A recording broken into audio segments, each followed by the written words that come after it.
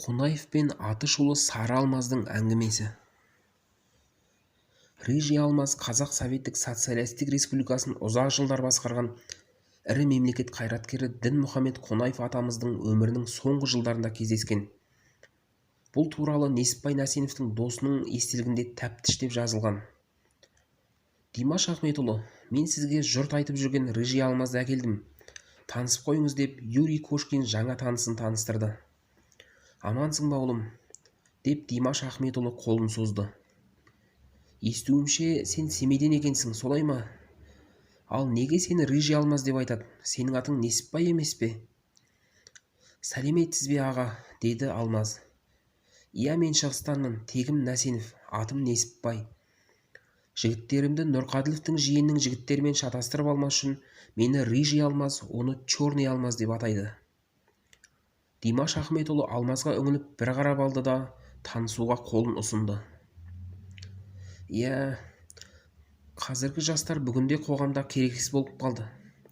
Егерде оларды қадағалап отырмасаң, өз жолындағының барлығын жайпап өтер үлкен тасқын сел сияқты алып күш емес пе?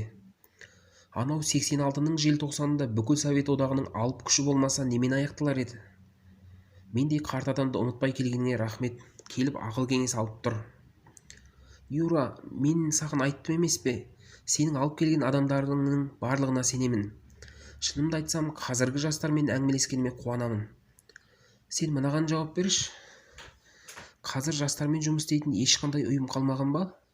Комсомолдар қайда, Қазақстан жастарының одағы қайда, деп ол Алмазға қарады. Жастар одағы бар, аға, бірақ онда жастардың болашағына немқұрайлы қарайтын адамдар көп.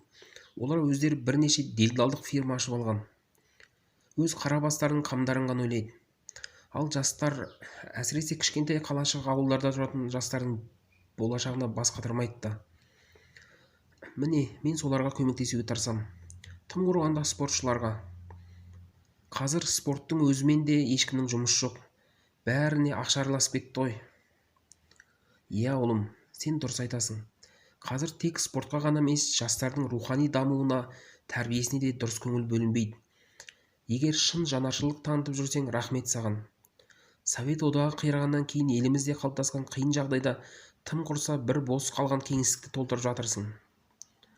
Юра, саған да рахмет, маған Қазақстан жастарының көшбасшысын әкеліп таныстырғаныңа. Осылай екі тұлғаның сұхбаты аяқталады. Жазба ұнаса лайк басып каналға жазылыңыздар.